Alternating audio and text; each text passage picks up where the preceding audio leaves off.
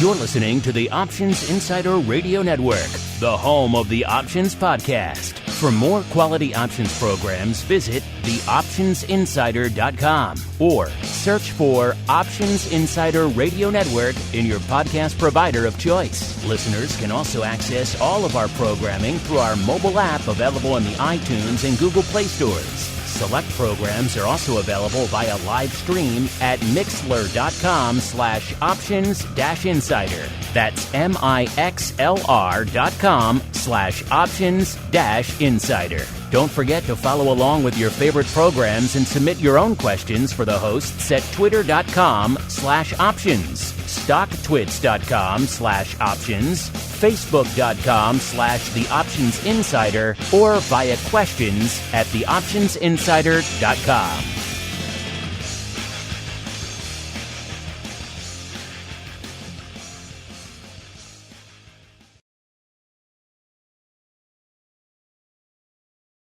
It is a dangerous world out there. Volatility is on the rise, and your clients' portfolios are under assault from a growing number of threats. Simple diversification is no longer enough to shield the assets under your protection. Registered investment advisors, financial planners, and asset managers need a new weapon in their war on risk. Welcome to the Advisor's Option, the program designed to arm busy advisors with the information necessary to properly manage risk in this volatile environment. From options education, trading strategies and tips, to industry news and interviews, you'll find it all on the Advisor's Option. The Advisor's Option is brought to you by the Options Industry Council. The OIC was created to educate investors and their financial advisors about the benefits and risks of exchange-traded equity options. For more information on how the OIC can help you implement options in your practice, please visit optionseducation.org. The Advisor's Option is also brought to you by SWAN Global Investments. Since 1997, SWAN has been the leader in hedged equity and option income strategies with GIPS verified results. SWAN provides unique and valuable solutions to the inherent weaknesses of asset allocation, offering defined risk strategies that allow upside participation while also protecting advisors and investors against market risk. For more information about our advisor program for separately managed accounts, SWAN defined risk mutual funds, or our proprietary option overlay strategies, please contact Randy Swan at swanglobalinvestments.com. Think outside the style box. Think SWAN when deciding on risk management solutions to market risk. The Advisor's Option is also brought to you by Option Research and Technology Services. ORATS is your source for options backtesting. It's where you turn your ideas into results.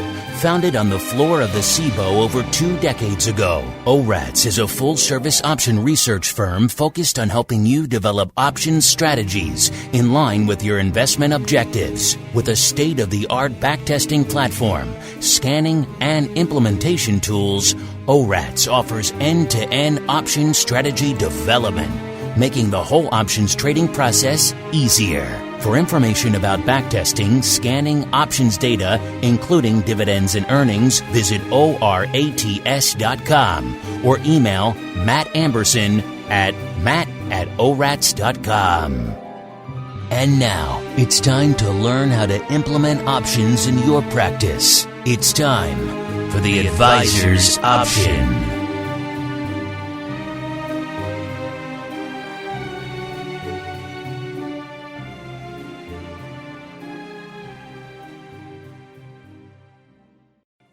All right, everybody. That music means it is time once again for the Advisor's Option, the program here on the Options Insider Radio Network. For you, the busy financial advisor or asset manager, maybe you're considering taking a dive into those options waters. Maybe also you're out there looking for a financial advisor. Maybe you wonder what skills they should bring to the table on the options front. Either way, we've got you covered. My name is Mark Longo from theoptionsinsider.com, as well as, of course, from the aforementioned network, reminding you, if you enjoy what we do, not just for this program, but for the entire network out there, make sure you leave those reviews on your platform of choice so new folks can continue to discover our programming in these troubled times. More folks out there surfing the online audio content landscape than pretty much ever before. They need a place to go. They need a lighthouse in these troubled waters and troubled times. So, of course, if you like what you hear, leave those reviews. Keep those new folks continuing to discover the program out there. And, of course, keep those questions coming, too. We do love to hear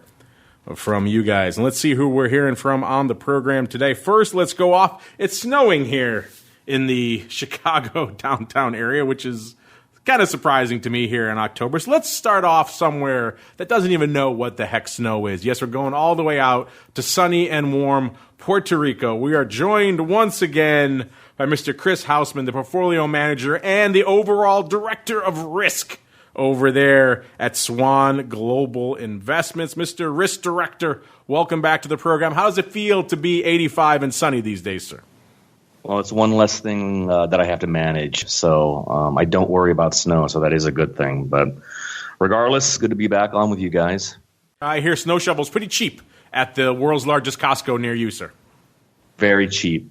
We use them to make sandbags when the canes come. Yeah, that's true. You have other uses for them down there. And also joining us, he's supposed to get the snow this time of year, not us. We're moving that dial all the way back up to New Hampshire, where we are joined once again by Mr. Matt Amberson, the founder over there at ORATS, a.k.a. Options Research and Technology Services, a.k.a. the keepers of all that cool earnings data you guys love so much. Matt, welcome back to the program. It's supposed to be you guys snowing up there, not us, sir. Nature's putting on a show here. The leaves are turning. It's bright red and oranges outside. It's beautiful out here, Mark. I do miss New England in the fall. One thing we are kind of lacking here in downtown Chicago is the foliage. But we're not lacking is some great content. Let's head right on into The Buzz. Busy financial advisors and asset managers don't have time to follow the latest developments from the world of options. So we do it for you. It's time to get the buzz.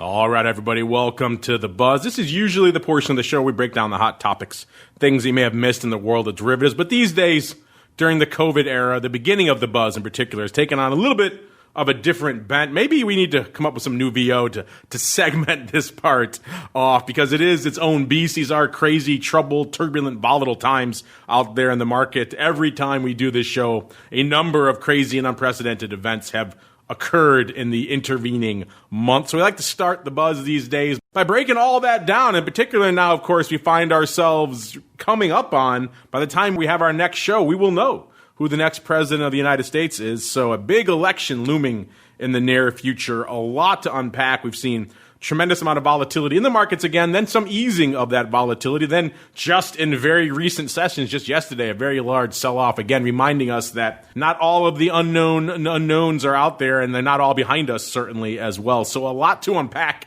in the current market, the current volatility environment. Let's go in the order of the way we came. Let's start with the Director of Risk. Mr. Risk Director, sir, what's been lighting up your tape and catching your eye over the course of these crazy markets since our last show, sir?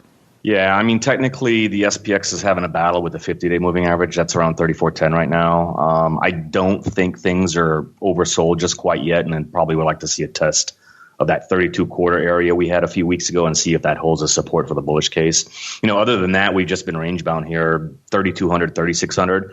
And I do think a good break in either direction could lead us up to 4,000 on the upside or all the way down to 2,800. So we're kind of in a wait-and-see game right now. Vol-wise, we're still looking at backwardation state here with the SPX. And I do think and I do anticipate vol is going to come in a good 4 or 5 handles at least, once we get some of these unknowns out of the way, like you said. And I don't be surprised if we're in that vol down, spot down type of environment. I think it's going to take a real break to the downside of that 3,200 level to keep these vol levels elevated. And as far as cross asset vol, this has been for a while now where SPX vol is rich to emerging markets. So again, I'm keeping an eye on that and see how that's going to unwind after the election. That's a good point about the indices and the vol products moving in lockstep. We have had a lot of questions about that lately because we have seen that rearing its ugly head a lot these days where usually of late it's been them moving up together, but you're right, we are at a little bit of juicier levels right now, so it is certainly possible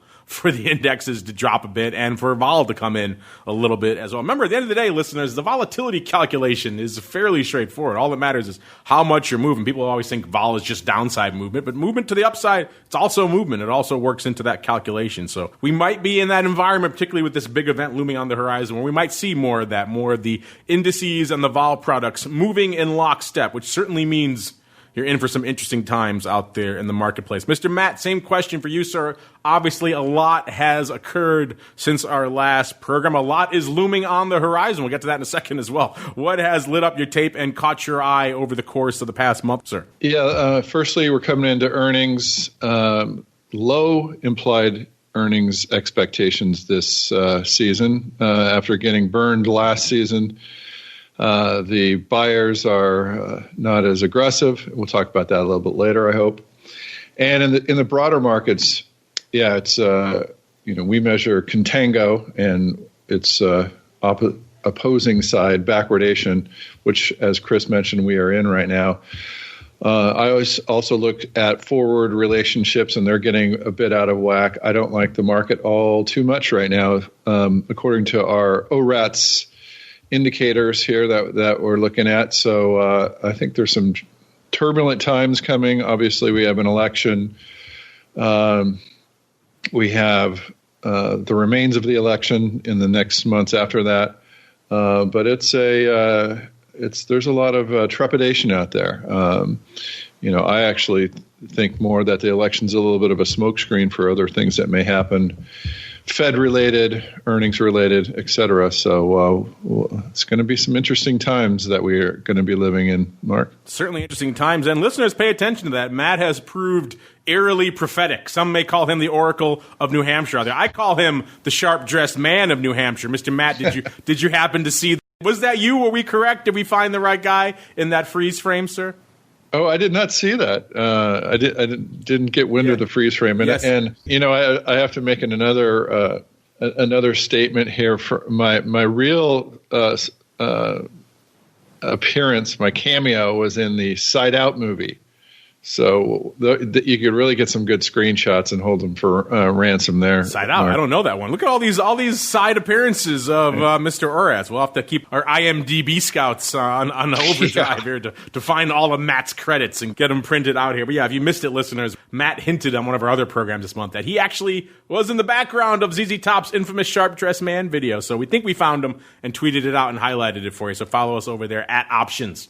You could see Matt in all of his ZZ Top glory. What was in its glory, and it kind of dominated a lot of our discussions starting very early in the year, going all the way back to January. I think it was you, Matt, who said, I think this election bump they're pricing into the volatility space back in January and February seemed like it might be a little bit overdone. Maybe we need to sell that. Of course, February rolled around, then March rolled around, and other priorities intervened, and the election bump seemed like it was a bit distant, and then, of course, all the madness unfolded, and other vol got ejected into the marketplace. And yet we saw that bid, that bump, that juice around the election time frame remain fairly persistent. It was pretty aggressive, and what was a little bit disturbing to a lot of people as well is that it was not really isolated to the election itself. It was through the election and indeed beyond, into the rest of November, into December, and even January. In fact, we broke it down on our last program, listeners, which is just a month ago, showing how much juice they were pricing in through the election at that time. Of course, obviously pricing in a bit of a contentious and contested election all the way through, perhaps even to Inauguration Day. On our last show, which was about exactly a month ago, that October VIX futures was the front future at the time and has now rolled off the board. But at the time, that had about a 4-point premium to the cash. So they're pricing in some hefty vol there. The no future, which kind of encompasses all the madness, that had a 5.2-point premium to the cash VIX index. December had about a 3.5-point premium, and the Jan future had about a 2.6 point. And those had all come off a little bit on that last show. They were pricing even more juice in the weeks leading up. I think for a while there, Jan was even at 3+ or 4 points. So they were pricing in a lot of vol for a while there. And then most recent numbers we just crunched these numbers on Friday for our volatility views programs. Obviously, these don't include the big sell-off from yesterday, but I think you'll get the gist of it out here. Coming into the VolView show on Friday, obviously the OCC future off the board, so November is now the front month contract. That is pretty much even with the cash. At least it was at the time that we crunched these numbers a few days ago. It was about 0.75 of a point distant, so not a lot going on. Obviously the cash is a little bit, shall we say, juicy right now as well, so that could kind of obscure this a little bit, but still, seeing what they're pricing in out there is a little bit surprising. The D's future was about 3.5 point premium to the cash on our last show. Right now it's about a third of a point. So it's come in, it's pretty much a tenth of what it was just last show. And the Jan future was pretty much almost in line with the cash. It was about a third of a point above the cash. Last show was about 2.6 points. So pretty much all of that juice that they were pricing in through the election and beyond has pretty much been squeezed out. Now, that, of course, could argue that maybe the market thinks there is going to be an outcome on election night. They're leaning in favor of one candidate or the other, at least in terms of how the polls are going. Now, of course, we have seen similar events like this unfold in the past where the market was pricing in one outcome, and then we saw a very different outcome actually unfold. The 2016 election comes to mind, of course, because most of the quote-unquote smart money was on Hillary leading into that. And then going back even to Brexit, we saw there were some polls right before Brexit, the vote was cast, where it seemed like it was not going to happen, and the market really crushed that volatility. And, of course, you all know what happened in Brexit. So the question I have now for both of you gentlemen is, A, what do you think of how aggressively they've come for this volatility, not just during the election itself, but beyond all the way through to January? And B, do you think maybe we got a little bit of a Brexit scenario cooking here where perhaps they're coming for it a little bit too early? Mr. Director of Risk, we'll start with you, sir. Well, I just wanted to say that Ocnov D's time flight paid out nicely if you held that all the way to October expiration. And I've been saying on this show, when I think we all agree together, is that something had to give at some point. Now, I didn't think it was going to give this much before the elections. Is it a little overdone? I don't know. Looking at the VIX right now to 33, I think that there's still some fear to the downside, and there's going to be some unknown that we don't know about, kind of like what Matt alluded to. So, I do anticipate that there's going to be some vol, with the pickup recently in vol, I do think there's going to be at least 4 or 5 vol points that come out of this unless something else happens around here. I just don't think that we can sustain a 30 plus VIX without any movement, because the shorter term realized volatility on a 5 and a 10 day just isn't supporting it right now. So there's just a lot of, I think there's positioning going on. If you're a premium seller, you're probably sitting on the sidelines right now and then waiting for the event to happen. And that's why you're seeing the elevated volatility right now. Oh, realized volatility. What fun is that? What fun is basic math when you're calculating volatility out there? Matt, same question for you, sir. I'm kind of curious. Obviously, they've come for this vol fairly aggressively. What are your thoughts on A, how aggressively they've come for that, and B, maybe what they're pricing in going forward heading into the election, sir? Yeah, the weirdest thing that we've seen over the last few months is the way out of the money calls and that SoftBank rumor where they were the NASDAQ whale. I think they admitted to being a dolphin. But I think if you add in the Robin Hooders swimming with the dolphin, it looks like a whale. And so they really bid up those small calls. I think that dragged up the NASDAQ, a lot of this gamma that they talk about. A lot of us were ex-market makers, and you've had these positions on where you're short some strikes and long some strikes against it. But when the market went to these way out of the money strikes that you were very short, then it started getting very interesting as a market maker. You had to buy when the market was going up and sell when the market's going down. And these huge positions that they have on right now is exacerbating, I think, this movement that's in there, exacerbating the volatility of the market and the implied volatility, VIX. We've seen that call relationship come down a bit lately, a little bit more interest in the puts, but like I said earlier, there's a lot of volatility baked into this market that is more than the election, more than even if the election's contested, I believe. So it just it feels, how you get those market maker feelings in the back of your neck. Something feels odd to me right now, Mark. I've been feeling that for most of 2020. Maybe I have COVID, Matt. I don't know. But something is certainly tingling in all sorts of weird places out there right now. It has been for most of the year. But you're right.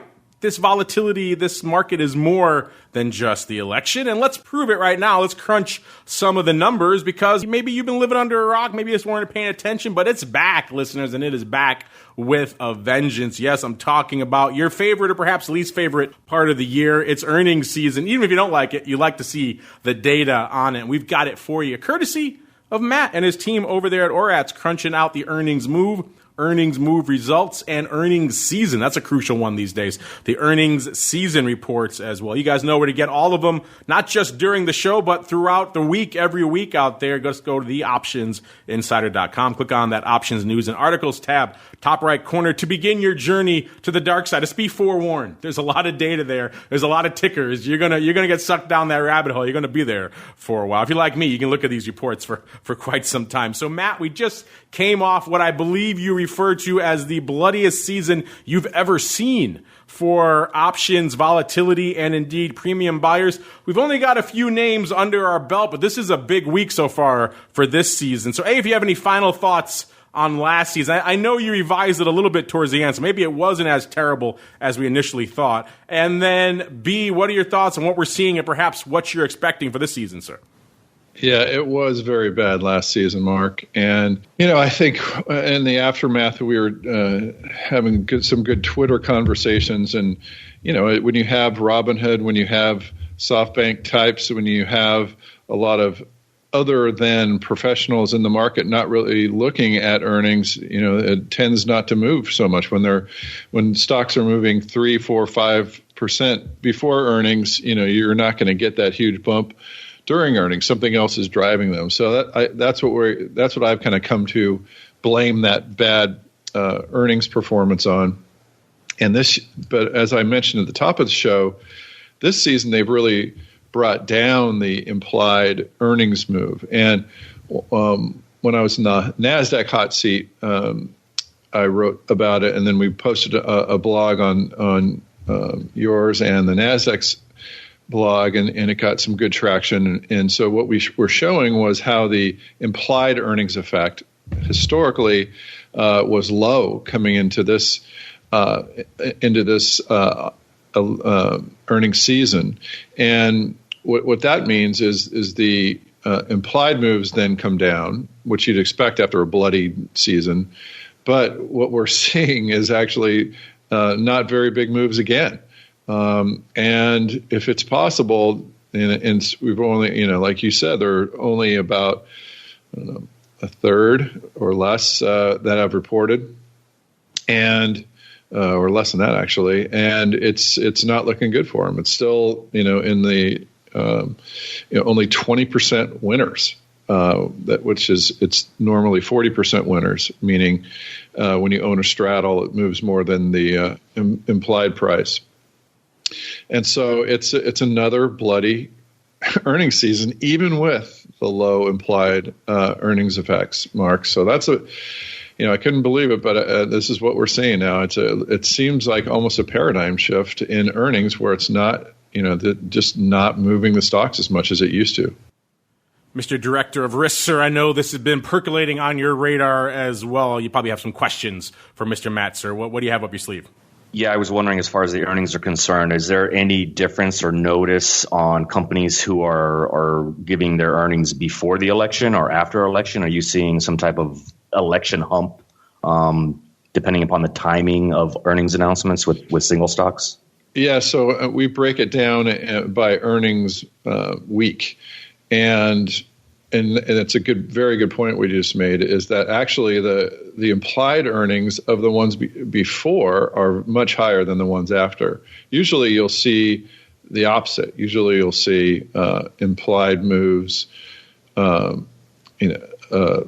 for the early announcers, because those are usually the bigger companies that have the wherewithal to get their accounting earnings out quick. But yeah, good question. And no, it's actually kind of the opposite of what you'd think. So after the election, those implied moves are actually lower than we've seen for the first ones going in. That could be because we've seen such a bloodbath for the first 2 weeks, 2.5 weeks. But yeah, it's probably some election-related earnings, Chris. Election-related tomfoolery. on the horizon. But I'm with you, Matt. I've been just surprised every season now, every cycle, at how little vol they're pricing into these names, A, B, and then how little vol they actually deliver. So they have to keep squeezing the vol, and yet every season it still underperforms. It is a surprising error. I think most people would have thought going into the start of this madness that maybe earnings would be maybe more impactful and certainly more volatile than they have been in the past, but yet we've seen no guidance, no real material disclosures from a lot of these massive firms. And you're right, it's not really impacting the stocks the way anyone probably would have assumed going into this. So earnings season, a bit of a weird beast. We've always cautioned you to be careful around times like this because it is, no matter how planned and prepared you are, there's still a bit of that element of chance to it. So we caution you to be aware, but if you are interested or you're looking to trade around there, maybe your clients are just coming to you with questions about it, we have the data for you. And you can go all the way back to the beginning of this year and even earlier. We have them going back for a while there on the site. So check them out if you are so inclined over there at theoptionsinsider.com. If you got questions about how they calculate it or what they're doing, head on over there to ORATSLAN, ORATS.com to learn more. And since we're talking about these types of event risks that are being priced into the market right now, like the election and like earnings, I think it makes sense to revisit an interesting topic right now and explore once again how you guys, on behalf of your clients, could hedge some of that very specific event risk. It's time to learn how to manage risk and generate additional income for your clients. It's time for Options 101.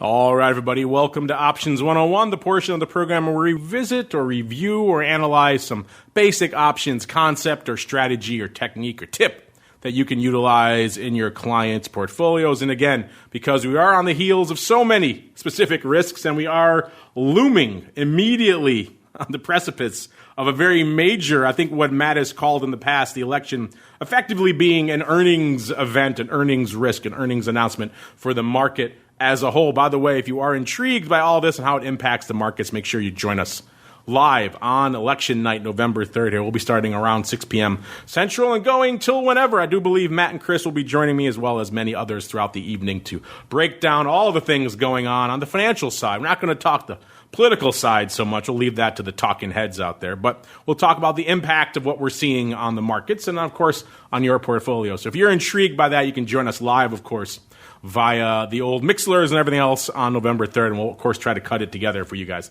after the fact on the network as well. Should be fun. Pencil us in if you're tired of all the crazy, contentious talking heads talking about this candidate or that candidate. Join us. We'll talk you off the ledge 1 week from today. But, of course, that just brings into more stark relief the notion of event risk. That's the kind of thing your clients are coming to you, and that's what they're paying you for. They're paying you to really isolate them and protect them from those particular types of events. You know, anyone could buy a handful of equities and watch them rally. That's not really where the skill set is for a lot of the asset managers and advisors out there. The skill set really comes in turbulent markets. That's where you kind of earn your dollars out there. So we're going to review a few very specific ways you guys can go on out there and, of course, hedge your clients' portfolios. If you want more details, of course, go back into our archives. We spent more time on all of these individual topics in the past. You can also check out programs like Options Bootcamp and Options Playbook Radio. On this network, they have a lot of detailed information about these as well. This is more of just a refresher or an overview out there. So there's a few ways right now that most of you probably will be considering hedging your client's specific event risk, whether it's the election coming up, whether it's an earnings announcement, maybe it's something else. Maybe it's another specific event you're looking to hedge. Either way, there's probably a few ways you're looking at doing that. The most basic, the most straightforward, of course, your old friend, the protective put. Let's go through a basic example. Remember, everyone's made and lost fortunes in XYZ. Hopefully we'll all make some money today here on XYZ. Let's say in our example is trading for $100. You go out and you say, you know what, I'm worried about this election. XYZ could be an index in our case, and your clients are loaded up in it. So you say, you know what, I'm worried about the election. I only want to go out about a month. Remember, that's key. Only buy as much protection as you need or you think is warranted out there. You can certainly pay for a ton, but if you don't need all of that, then you're kind of just wasting your money. So in this example, we go out to 1 month. That's all we're worried about, just through the election. And we're going to buy 5 handles out of the money. We want pretty tight protection because we're kind of worried about a little bit of the bottom falling out here. And in our example, because we like to keep things nice and even, that put cost you $1. So what have you done now in our example? Well, you've effectively stopped yourself out at $94. Remember, it's $95 is the strike. That's where you can sell that stock at any time. And you paid $1 for the privilege. So that adds on to your break even. So it puts you down at $94. Now, the pro of that is you're done. You've paid your $1. You're okay with that. 1% of your underlying cost in this case. That could be a hefty outlay if you're worried about that. But now, no matter what happens, if there's a huge sell-off, the drop, you don't have to worry about your stop getting triggered and maybe blowing through it in the overnight and then not having a chance to sell it at that level. None of that. You are stopped out at 95, and your effective price to get rid of the stock, I should say, is 94. So that's something you don't have to worry about. The con, it's obvious. It's pricey. It's 1% of your underlying right now. And we crunched some numbers because that little bit of juice is getting even more pricey out there right now. In fact, and certainly the recent sell-offs in the market hasn't helped this. Of course, that's the phenomenon we talk about all the time on the show called volatility skew. If you're not familiar with that, again, go check out some of our archives or some of those other shows I mentioned earlier. We crunched the numbers right before the show, just looking at the E-mini over there. So the S&P 500 E-mini, and that, of course, will translate to SPY and to SPX as well. They're all going to be in a similar ballpark. So coming into the show, we had just going out a few days. So the election's a week from now. So going out 9 days, the weekly puts in the E-mini S&P 500. So you had an at-the-money vol of about 32.5. That's already pretty juicy, as Chris was alluding to earlier at the top of the show. The puts, the 25 delta puts that you probably would look at to hedge, were trading at a 15% premium to that already hefty 32.5%. So you're paying a lot to hedge that downside. If you go a little bit farther out, let's say you go almost 2 weeks, you go about 11 days. That was the next weekly they had up there. That vol was about 34%. And those puts were trading even higher at a 17.5% premium to that already inflated 34%. And that's up from 15% just a week ago. So we've seen the skew in these names ticking up and getting more expensive. So if you're going to hedge right now, just be aware of that. You're going in, you're pretty much buying it when the house is not quite on fire, but getting pretty close to it. They're pricing in that house burning down pretty soon. So be aware of that. Before I keep rolling on with these examples, let's go back to the director of risk. Mr. Director of Risk, you're in this environment right now. Let's say you're an asset manager, an advisor, and you're looking to hedge. Let's say the election coming up or maybe some other specific event. Which of these strategies is kind of your go-to, and what tips or tricks do you want to share with our audience about them, sir?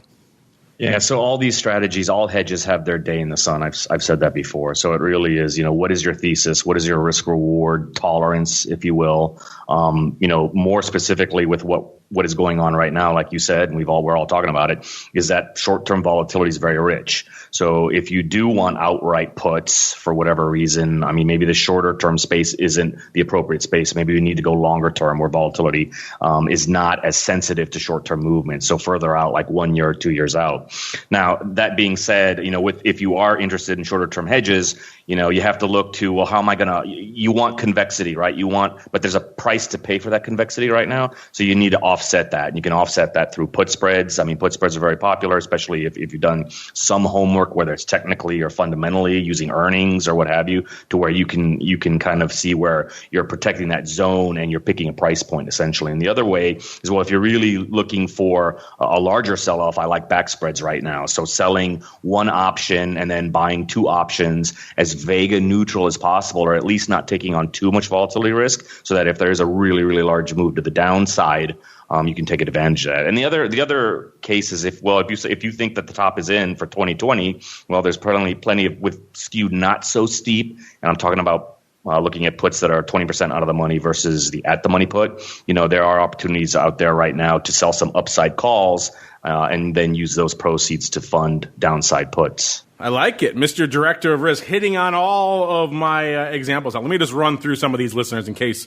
you're a little bit confused. And then, of course, we'll get the sharp-dressed man himself here to weigh in on these as well. Chris alluded to put spreads, one way that you could maybe upgrade your put protection and maybe also limit and mitigate the cost of doing so. So let's go back to XYZ. Remember, we just bought the 95 strike put for $1. And then, as Chris alluded to, maybe you have only a very specific window you're concerned about and a little bit of specific near-term downside you're really concerned about. You're not concerned about, let's say, the election really driving us down to what Chris alluded to earlier, 2,800 or a similar level out there in XYZ, 75. Nothing. You think you're worried more about a drop down to about the 90 range or so. So if that's your case, if you're worried about a more limited downside move, then you could just turn around and buy a put spread instead of the put. So in our example, we're worried about a drop down to close to 90, somewhere in that range. So we decide to buy the 95 strike put for $1 and then turn around and sell the 90 strike put, in this case, for 50 cents. So what does that do? Well, obviously, you've cut your outlay in half. So that means your protection going to cost you a lot less. The other flip side of that, of course, the downside, in this case, literally, is that your protection is limited to that 90 strike. If the worst comes to pass and you blow through that strike, now you're participating on all of that downside beyond the 90 strike again. So your protection is limited. It's attractive for the reduced outlay, and if that's what your analysis is telling you, then that's the way you should go. If you are worried about the aforementioned house burning down type scenario, then maybe a put spread, not the way to go. The other one, interesting one, we touched on this on the show recently. Chris just alluded to it as a back spread. You can also call it just the old ratio put spread. This is an intriguing one. This is kind of more of maybe an options 201 versus an options 101, but bear with me here, listeners, and we'll walk through it together. Same scenario, XYZ trading for 100. You obviously, in all these examples, by the way, I should mention, you own 100 shares of the underlying. That should probably be a given, but maybe if I didn't clarify that for you, I'll clarify it for you now. You own 100 shares at 100. What are you going to do going forward? So in this case, it's kind of interesting. If you're worried about it dropping, you can turn around and sell this 1 month 95 strike put. And so what does that do for you now for $1? Well, in this scenario, of course, you're going to collect that dollar. That might be good. That might be attractive for you. But then, as Chris mentioned, the ratio portion kicks in. You're actually more worried about perhaps a little bit of additional downside. So you turn around and buy now 2 of the 90 strike puts. Remember, those are trading for 50 cents in our example. So you sold one option for $1. You bought 2 more at 50 cents. Guess what? Those even out. So now you have effectively sold one 95 strike put, bought 2 of the 90 strike puts for 0 outlay. So what have you done? Well, first off, your outlay for your protection to the downside is 0. That's kind of nice. Having some protection to the downside is 0. But of course, your protection is a little bit different. Remember, you sold that 95 strike put. So in this case, if you own XYZ and it drops just down into that level between 90 and 95, you can pick yourself up some extra XYZ. So make sure you're okay with that, or you're going to take a bit of a loss on those short puts and have to roll it. So be aware of that. Make sure you understand the ramifications of that for your risk and for your portfolio. But if you're worried about that extreme downside move and you don't really want to have just buying the put, then you can turn around and now blowing through that 90 strike to the dark side. Remember, now you're short 1, but then you're long 2 again. So that starts picking up beyond that 90 strike. And so if it starts blowing through that 90 strike, drops down to, let's say, 80, you have that second put in your back pocket that you didn't pay for. That will kick in and give you a lot of protection there. So if you don't have the underlying, then it's just going to be a nice profitable thing for you. If you have the underlying, it's going to be a nice hedge for you that didn't cost you anything. So it's an attractive way to go. It's also a good way because one of the problems with puts is, of course, they have a long drag on their portfolio. If you can find a way to mitigate that drag in the near term and have it be set up for when that big explosive down move happens, this is one way to do that. So, Matt, we just outlined a few very specific ways that advisors can hedge specific event risk right now, particularly with the election looming or perhaps with earnings for their clients. What are your thoughts on these different examples we just broke down and maybe some others you'd like to throw into the fire there, sir? Yeah, I think I could add a little bit to that. So in addition to convexity with Chris mentioned, there's also the vega. So what I like to do is go way, way out. I just type 555. And 555 days is about June 22nd, June of 2022. And, way out of the money, maybe 5-10 delta. And I just always have those on. And it's boring. It ends up only costing about on average 1% and up to 2 or 3% on the worst years. By the way, those worst years are when you're doing very well in your underlying. And the thing about these puts is, and puts in general that I think people should think about is, I have a permanent portfolio, which is gold, bonds, and stocks and cash. But, what we've seen in a lot of these downturns is everything goes down. People are selling gold to cover margin. And so everything's going down. The only thing that's not going down are puts. So, I had a decent time in COVID time because of that. The just being long those puts they are something that will just go up when everything's going down. You expect maybe gold to come back, but gold was down as well. Even Bitcoin was down. So they're just selling everything. One thing they can't sell is our puts. Even the VIX is chancy sometimes. So I always like to say, hey, listen, get these long-term puts. Have at least a few of them. You're not going to be sorry. I do something where I exit them, some of them after 300% gain. So you can monetize those and hold on to a certain percent.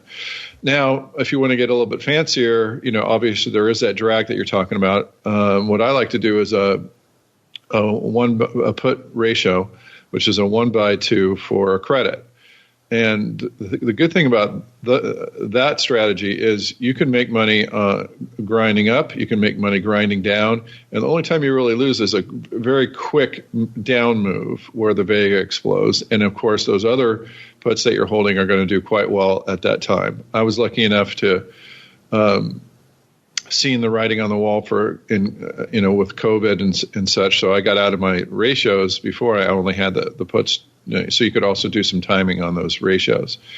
And since you're getting a credit, you're helping offset some of that data. So those are the two things that I could add to the already good advice that you're giving, Chris, and you gave. Mark. That's interesting, Matt, because I can see now why you and the director of risk get along so well. You have a similar thought process when it comes to long-term hedging. Now, I gave the caveat at the beginning of this that maybe only buy enough protection as you need, because this is, of course, focusing on a very specific event, like an earnings announcement or, in this case, an election. But the flip side of that is, of course, the unknown unknowns that are lurking out there, and that's maybe an interesting use case for, as Matt was just kind of putting it, put a few of those, maybe those stealth long-term puts in your portfolio for a rainy day. Chris, I know this is an approach you guys love out there, and in fact, it's kind of the foundation of the DRS, going out there, picking up these 2-year puts and then rolling them after about a year. So what are your thoughts about what Matt was just laying down there about these, shall we call them the stealth puts in your back pocket, sir? Yeah, I mean, the longer-term puts, number one, it keeps you invested. So it's going to take out that timing risk. I mean, can you imagine all the people that sold who were not hedged during COVID, sold out of their equity portfolio only to get back in after the market had rallied 30, 40, 50%. So, having a hedged portfolio is going to decrease the risk of that happening, and it shouldn't happen if you have a hedged portfolio. Now, you can either hedge your entire portfolio on a 1-to-1 basis or notional amount, or you can kind of do, what Matt does is do the back spreads where you have a little bit more leeway where you can play with some units there. So again, the longer term as far as Vegas is concerned and volatility is going to be a lot more stable. It's going to keep you in the marketplace, and it just depends on whether you're really looking for a larger type bear market event where you can cover notional value, or do you want the flexibility of kind of timing the intermediate type moves, like we had this year with COVID and then this run up. I'm going to get some of your questions here as well when we squeeze in a couple other very specific event risk type hedges. Chris alluded to earlier selling the covered call. That, of course, would be the collar position. Let's go through that. I've said many times on this show that is kind of the holy grail for advisors. It combines the two things they want most in life, protection and income. Of course, in this example, once again, you have XYZ. It is trading for $100. You own 100 shares of that bad boy. You want to, again, protect yourself. You're buying the 95 strike put for 1 month for $1. You just want to go hedge through the election. We're not going out multiple years, as we were just talking there. And now you turn around and say, maybe I don't mind also selling this thing if it goes up another, let's say 5%, up to like 105. So I'm going to turn around and sell also that 1 month call. In this case, you're going to get less for that. You're going to get about, let's say, 25 cents. Remember before we were talking about those other puts being like 50 cents or so. You're going to get a little bit less for the calls because, as we all know, equities, that call skew, the calls are going to trade at a lower implied volatility level than the puts. So now your net outlay, instead of being $1 for those puts, is down to 75 cents. So the pro of that is pretty obvious. You've reduced your net outlay. The con to that is not a lot. You haven't really given up a lot. But the other pro of that is you still get to play. You haven't just get rid of all your upside, you still have room to play, and you can get 5 points of appreciation to the upside. So that allows you to still have some of the positive upside potential, which is why you have XYZ to begin with. But of course, the downside again is that you're capped at 105. So make sure wherever you're selling that call is a level where you don't mind selling the stock. I know for some of you out there, your clients are restricted from a tax basis. They can't sell it. So this is a strategy. You certainly have to be judicious with where you choose to sell that strike on the call, and maybe may have to roll it if that's indeed the case, if you can't really sell it. Another quick bonus one really quickly, for those of you who have the tax wherewithal to be able to do this. Maybe your clients are saying, I'm kind of happy with the gains I've made since March, maybe the last couple of days, not so much, but that's a conversation for another day. Maybe they say, I don't really want to have all my risk on the table anymore. Another way you could go about this is to effectively liquidate the entire position. You're going to dump all of your XYZ at 100, but it doesn't mean you're out of the game. You could turn around and we talked before about speculating to the upside with calls. You could use straight up out of the money calls. Let's say maybe a 25 delta call for some upside, maybe a little bit meatier if you want a little bit more room to run. And now you can go in the money even if you want to spend a little bit more. That would be more of a straight up stock substitution play, and we have explored that on this network in the past. Go check out some of our archives for more detailed information on that. But either way, you can put a little bit of positive deltas back to work on behalf of your clients while the lion's share of their value, of their assets, is sitting safe and secure in cash. That's not going to go away. So now they can still play, still participate to the upside, but only have a very small percentage of their portfolio actually at risk. And that's kind of the magic of the leverage of options. So if you have clients that are very concerned, maybe this is an interesting way to go as well. A lot of ways you can go about this. These are just a few of the most common, some basic, some a little bit more advanced. Either way, you can use all of these techniques and a lot more to hedge either the election or whatever else you have on the radar and on the horizon that perhaps is concerning you and your clients. But now it's time to get to you guys. You guys deluge us with mail in between episodes. So without further ado, it's time to hang out the shingle and open up our office hours. It's time to answer your pressing questions about options. It's time to start our office hours. You can become a part of this segment by leaving a question on theoptionsinsider.com, emailing us at questions@theoptionsinsider.com, or via social media at twitter.com/options, facebook.com/theoptionsinsider, or stocktwits.com/optionsinsider.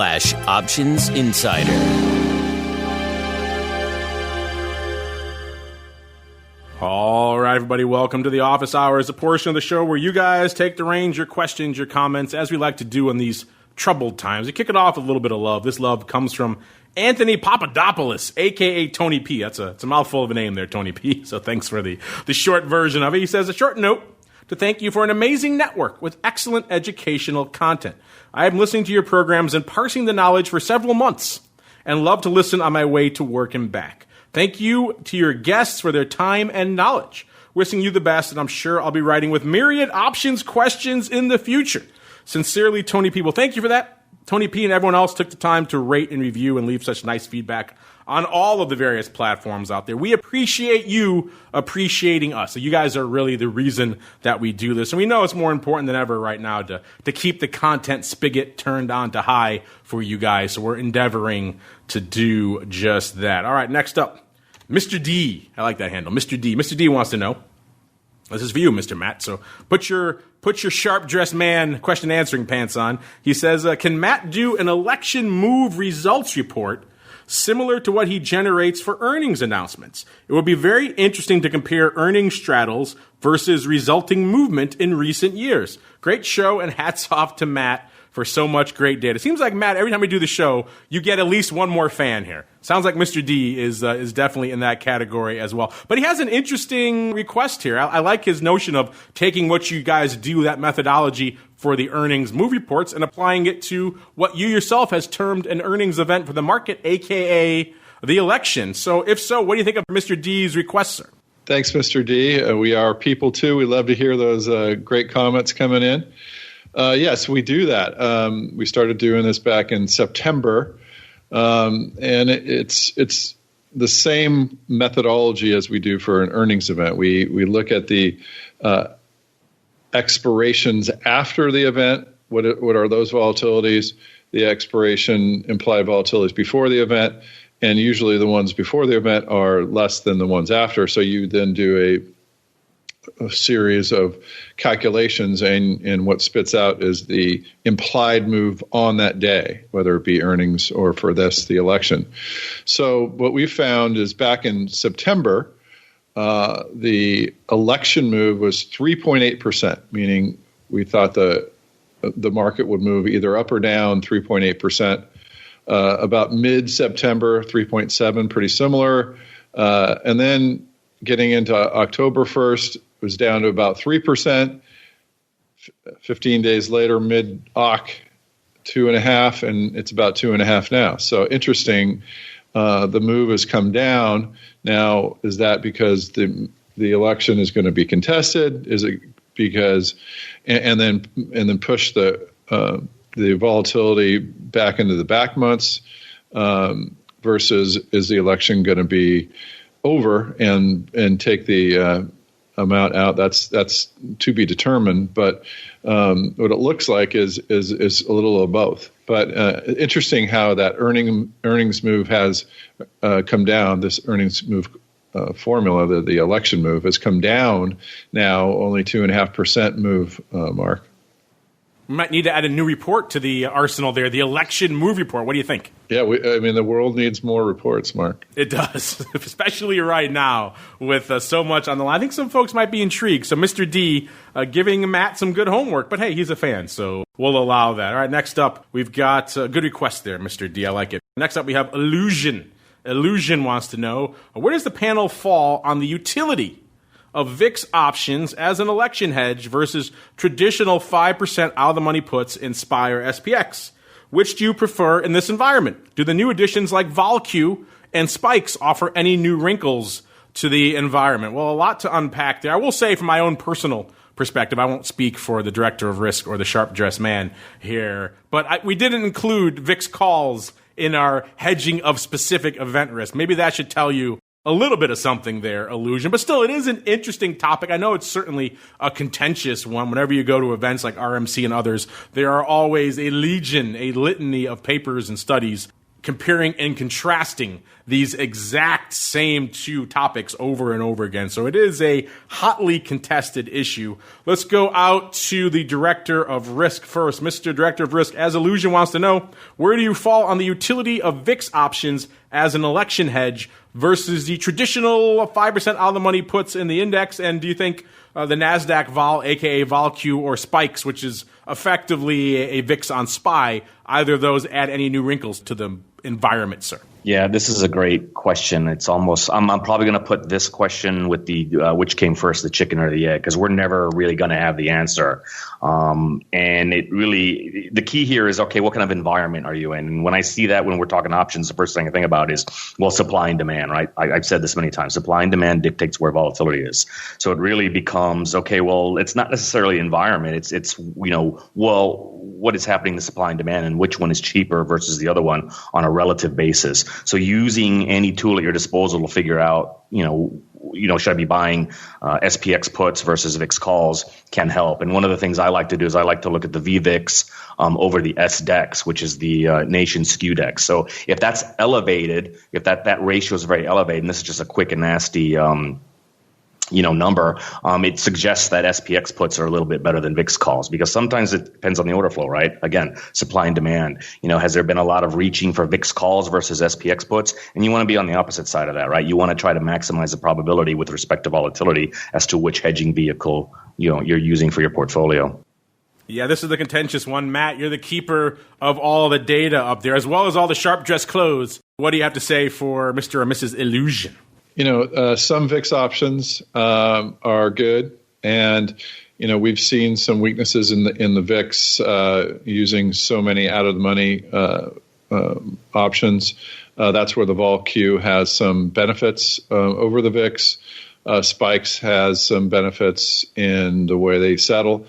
Of course, I've already shown my hand. I like having puts. But I also, like dabbling in the VIX. We've already done a back test where the VIX puts were a little bit better than the VXX puts, and so I like to dabble in that, put land.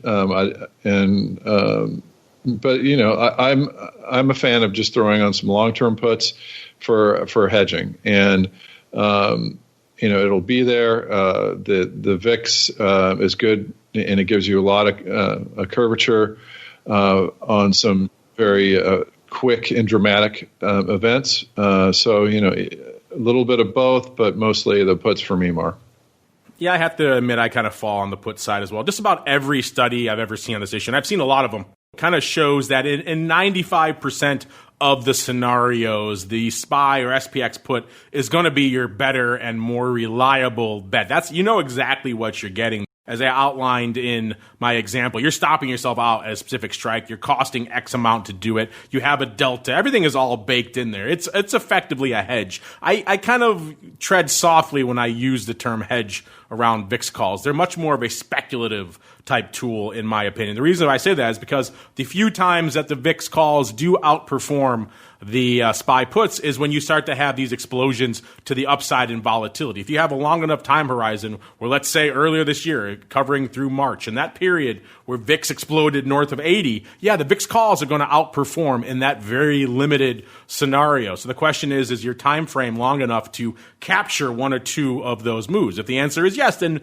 maybe that move will be enough to offset the SPY puts. But in the other 95% of scenarios, you know exactly what you're getting and how much you're paying for with the SPY puts. And it's a much more predictable and precise hedge, which I like. The VIX calls, not as precise. You need that explosion. As Chris also alluded to, the utility of them also depends on where you are in volatility when you put them on. Buying VIX calls when VIX is at a 50 is a different beast than when VIX is at a 15. You have a little bit more room to the upside in one scenario versus another. So there's a lot of other moving parts to be analyzed in that equation. That's why in general I like to come down on the SPY or whatever index you're looking at puts versus VIX. VIX calls, I think of them as more as a kicker than I do as a hedge. In those crazy scenarios, having a few VIX calls means you're going to outperform.